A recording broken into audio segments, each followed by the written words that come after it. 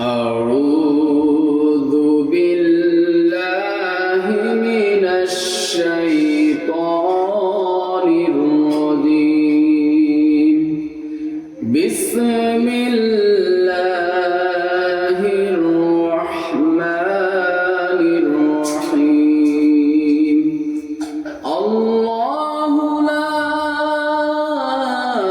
إله إلا هو لنجمعنكم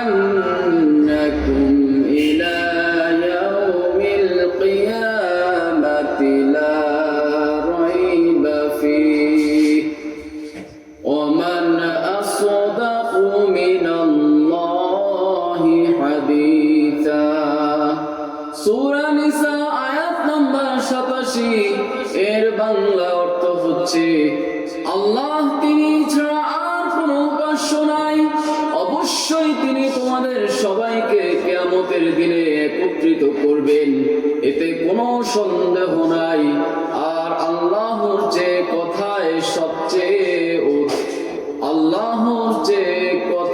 অধিক সত্যবাদী আর কে হতে পারে? আল্লাহুল্লাযী রাফা'আস সামাওয়াতি বিগাইরি আমাদিন তারাউনাহা সুম্মা ইস্তাওয়া আলাল আরশি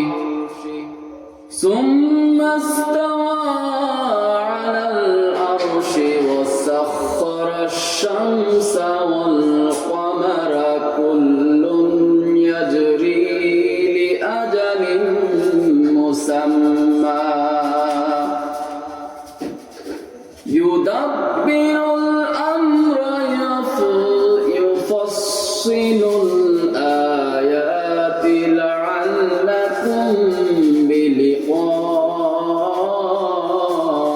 ربكم توقنون সূরা রাদ আয়াত নাম্বার 2 এর বাংলা অর্থ হচ্ছে আল্লাহই সেই সত্তা যিনি আকাশ মণ্ডলীকে স্তম্ভ ছাড়াই ঊর্ধ্বে স্থাপন করেছেন, তোমরা তা দেখতে পাও। অতঃপর তিনি আরশের উপর অধিষ্ঠিত হয়েছেন। তিনি সূর্য ও চন্দ্রকে নিয়োজিত করেছেন, প্রত্যেকটি নির্দিষ্ট সময় পর্যন্ত আবর্তিত হচ্ছে। তিনি সব বিষয় পরিচালনা করেন, নিদর্শন সমূহ স্পষ্টভাবে গণনা করেন, যাতে তোমরা তোমাদের প্রতিপালকের সঙ্গে সাক্ষাতের বিষয়ে দৃঢ় বিশ্বাস স্থাপন করতে পারো। সূরা নিসা আয়াত নাম্বার 87 এর শব্দে শব্দে অর্থ সুন্দরভাবে সাজিয়ে বলার চেষ্টা করব। এখানে আল্লাহ শব্দের অর্থ আল্লাহ, আল্লাহ শব্দের অর্থ আল্লাহ। আল্লাহ এমন একটি নাম যে নামের বিকল্প আর কোনো কিছু হতে পারে না। লা শব্দের অর্থ হচ্ছে না বা নেই। লিল্লাহি উপাস্য, ইল্লা ছাড়া বা ব্যতীত, হুয়া তিনি, লানাজমাআন্নাকুম অবশ্যই তিনি তোমাদের সমবেত করবেন, ইলা দিকে বা পর্যন্ত, ইয়াউম দিন, আল কিয়ামাহ কিয়ামত, লা নেই, রাইবা সন্দেহ, ফিহি এতে, ওমান আর কে, আসদাকু অধিক সত্যবাদী, মিন থেকে, আল্লাহি আল্লাহ, হাদিসান কথায় বা বাণীতে, সহজভাবে একত্রে, শব্দগত অর্থ একত্রে। আল্লাহ তিনি ছাড়া কোনো উপাস্য নেই, তিনি অবশ্যই তোমাদের কিয়ামতের দিনে একত্রিত করবেন, এটি কোনো সন্দেহ নাই। আর আল্লাহর যে কথায় বেশি সত্যবাদী আর কে হতে পারে? সূরা নিসায় এই 47 নম্বর আয়াতে এটি বলা হয়েছে। আবার স্মরণ করি, আল্লাহ তিনি ছাড়া আর কোনো উপাস্য নাই, অবশ্যই তিনি তোমাদের সবাইকে কিয়ামতের দিনে একত্রিত করবেন, এতে কোনো সন্দেহ নাই। আর আল্লাহর চেয়ে কথায় অধিক সত্যবাদী আর কে হতে পারে? তাওহীদের ঘোষণা, আল্লাহর একাত্মবাদ, আল্লাহ তিনি ছাড়া আর কোনো উপাস্য নাই, এই অংশে আল্লাহ তাআলা অত্যন্ত স্পষ্টভাবে তাওহীদের ঘোষণা করেছেন। ইবাদতের একমাত্র যোগ্য সত্তা আল্লাহ, শরীক করা মূর্তি, মানুষ অথবা অন্য কিছুকে উপাস্য বানানো সম্পূর্ণ বাতিল। এটি ইসলামের মূল ভিত্তি। কিয়ামতের অবশ্যম্ভাবিতা, অবশ্যই তিনি তোমাদের কিয়ামতের দিনে একত্রিত করবেন। এখানে আল্লাহ কিয়ামত সম্পর্কে দৃঢ় ঘোষণা দিচ্ছেন। সব মানুষ আদম থেকে শেষ পর্যন্ত একত্রিত হবে, কেউ পালাতে পারবে না। আমলনামা, হিসাব, বিচার সব কিছু হবে। দুনিয়ার জীবনই শেষ নয়, আসল জীবন হচ্ছে আখিরাত। কিয়ামত সম্পর্কে কোনো সন্দেহ নাই, এতে কোনো সন্দেহ নাই। মানুষ কিয়ামত নিয়ে সংশয় সন্দেহ করতে পারে, অস্বীকার করতে পারে, কিন্তু আল্লাহ স্পষ্ট করে বলেছেন কিয়ামত অবশ্যই ঘটবে। এটি কোনো নিশ্চিত ও অনিবার্য, এটি নিশ্চিত ও অনিবার্য। মুমিনের বিশ্বাস হতে হবে দৃঢ় ও অচল। আল্লাহর কথায় চূড়ান্ত সত্যতা, আল্লাহর চেয়ে কথায় অধিক সত্যবাদী আর কে হতে পারে? এটি একটি প্রশ্নবোধক বাক্য, কিন্তু অর্থ হলো আল্লাহর কথা সবচেয়ে সত্য, তার ওয়াদা কখনো মিথ্যা হয় না। কোরআনের প্রতিটি কথা নির্ভুল সত্য, তাই কোরআনের বিধান, সতর্কবাণী ও প্রতিশ্রুতি সবকিছু বিশ্বাস করা ফরজ। এই আয়াত থেকে শিক্ষা, ঈমানের শিক্ষা, তাওহীদে অটল বিশ্বাস, কিয়ামতের প্রতি দৃঢ় ঈমান, আল্লাহর কথাকে চূড়ান্ত সত্য হিসাবে মানা, আমলগত শিক্ষা, আখিরাতের জন্য প্রস্তুতি নেওয়া, গুনাহ থেকে বেঁচে থাকা, নেক আমল বাড়ানো। সংক্ষেপে বার্তা, যিনি একমাত্র উপাস্য তিনি কিয়ামতের মালিক। যিনি কিয়ামতের মালিক তার কথাই সর্বাধিক সত্য। তার পরবর্তীতে আমি সূরা রাদের যেই শব্দগুলো আছে সেগুলো বলার চেষ্টা করব। রাদের মধ্যে বলেছিলাম আল্লাহু, আল্লাহু মানে হচ্ছে আল্লাহ, আল্লাযী যিনি রাফা উঁচুতে স্থাপন করেছেন, আস-সামাওয়াতি আকাশসমূহ, বিগাইরি ব্যতীত, আমাদিন স্তম্ভ,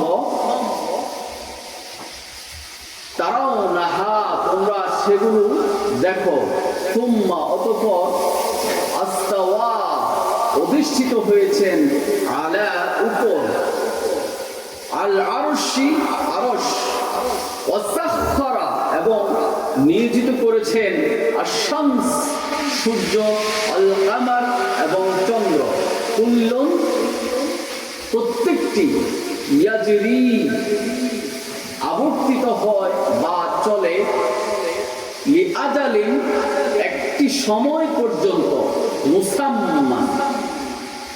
মুসাম্মান নির্ধারিত,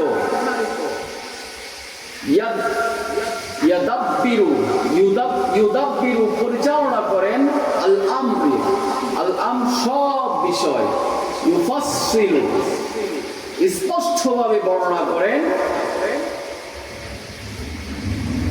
আয়াতি আল আয়াতি নিদর্শন সমূহ, লাআল্লাকুম যাতে তোমরা, বিলিকাই সাক্ষাতের বিষয়ে, রব্বিকুম তোমার প্রতিপালক, তুকিনুন দৃঢ় বিশ্বাস করে। এখানে শব্দগত অর্থগুলো একত্রে আমরা বলতে পারি, আল্লাহ তিনি আকাশসমূহকে স্তম্ভ ছাড়াই উঁচুতে স্থাপন করেছেন, তোমরা তা দেখতে পাও। অতঃপর তিনি আরশের উপর অধিষ্ঠিত হয়েছেন, তিনি তিনি সূর্য চন্দ্রকে নিয়োজিত করেছেন, প্রত্যেকটি নির্ধারিত সময় পর্যন্ত আবর্তিত হয়।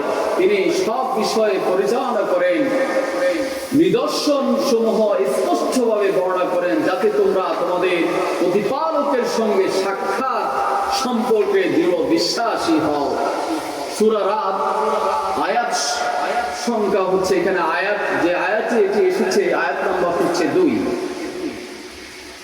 ধারাবাহিক ও ঈমানী দৃষ্টিকোণ থেকে উপস্থাপন করলে বোঝা যায় এই আয়াতে আল্লাহ তাআলা নিজের কুদরত, একাত্মবাদ, তাওহীদ, সৃষ্টি জগতের শৃঙ্খলা এবং আখিরাতের প্রতি বিশ্বাস, এই 4টি মৌলিক বিষয় স্পষ্টভাবে তুলে ধরেছেন।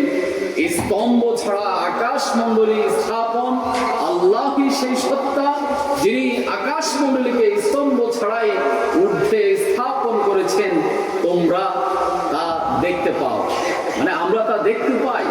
মানুষ আকাশে কোনো দৃশ্যমান খুঁটি বা স্তম্ভ দেখতে পায় না, অথচ আকাশমণ্ডলী সুসংগঠিত ভাবে স্থির রয়েছে। এটি আল্লাহ তাআলার অসীম ক্ষমতার প্রমাণ। এখানে তোমরা তা দেখতে পাও দ্বারা বোঝানো হয়েছে যে স্তম্ভ থাকলেও তা অদৃশ্য, আল্লাহর আদেশেই আকাশকে ধারণ করে রেখেছে। আরশের উপর অধিষ্ঠান, আলাল আরশ, অতঃপর তিনি আরশের উপর অধিষ্ঠিত হয়েছেন। আহলুস সুন্নাহ মতে আল্লাহ আরশের উপর ইস্তিওয়া করেছেন। এটি কোরআনের ভাষ্য, কোনভাবে কাইফিয়াত তা আমরা জানি না। আল্লাহ মানুষের মতো নন, স্থান বা আকৃতির মুখাপেক্ষ নন। ইমাম মালিক রাহমাতুল্লাহ বলেন, ইস্তিওয়া জানা আছে, কেমন তা অজানা এতে ঈমান রাখা ফরজ, কষ্ট করা বিদআত। চন্দ্র সূর্য আল্লাহর নিয়ন্ত্রণে, তিনি সূর্য চন্দ্রকে নিয়োজিত করেছেন, প্রত্যেকটি নির্দিষ্ট সময় পর্যন্ত আবর্তিত হচ্ছে। চন্দ্র ও সূর্য নিজেদের ইচ্ছায় চলে না, নির্দিষ্ট কক্ষপথ সময় অনুযায়ী চলাচল করে। নির্দিষ্ট সময় বলতে কিয়ামত পর্যন্ত, অথবা নিজ নিজ গতিপথের নির্ধারিত সময়। এটি আল্লাহ তাআলার আল্লাহর নিখুঁত পরিকল্পনার প্রমাণ। সমগ্র বিশ্ব জগতের পরিচালনা তিনি সকল বিষয়ে পরিচালনা করেন। সৃষ্টি জগতের প্রতিটি বিষয়, জীবন মৃত্যু, রিজিক, দিন রাত, সুখ দুঃখ সবকিছুই আল্লাহর সরাসরি ব্যবস্থাপনায় চলছে। এখানে আল্লাহকে আল মুদাব্বির, পরিচালনাকারী হিসাবে পরিচয় করানো হয়েছে। নিদর্শন প্রকাশের উদ্দেশ্যে আখিরাত বিশ্বাস। তিনি নিদর্শনসমূহ স্পষ্টভাবে বর্ণনা করেন, যাতে তোমরা তোমাদের প্রতিপালকের সঙ্গে সাক্ষাতের বিষয়ে দৃঢ় বিশ্বাসী হও। কুরআনের আয়াত, প্রকৃতি, নিদর্শন, ইতিহাসের ঘটনাবলী, সবকিছুর উদ্দেশ্য একটাই, মানুষ যেন আখিরাত ও আল্লাহর সাথে সাক্ষাতের বিষয়ে দৃঢ় বিশ্বাস স্থাপন করে। এই আয়াত থেকে আমরা যে শিক্ষা পেতে পারি, আল্লাহ একমাত্র স্রষ্টা ও নিয়ন্ত্রক। কিয়ামত ও আখিরাত অবিসম্ভাবী, বিশ্ব জগৎ কোনো কাকতালীয় ঘটনা নয়। আমলগত শিক্ষা, আল্লাহর উপর ভরসা করা, তার আদেশ মেনে চলা, আখিরাতের জন্য প্রস্তুতি নেওয়া। যিনি আকাশ ধরে রেখেছেন তিনি জীবন পরিচালনা করছেন, আর যিনি জীবন পরিচালনা করছেন তার কাছেই একদিন ফিরে যেতে হবে। আল্লাহ তাআলা আমাদেরকে এই আয়াতে, এই দুটি আয়াত তেলাওয়াত করেছি, এই দুটি আয়াতের উপর আমল করা এবং এই মর্মার্থ বোঝার তৌফিক দান করুন। আমিন। আসসালামু আলাইকুম ওয়া রাহমাতুল্লাহি তাআলা ওয়া বারাকাতুহু।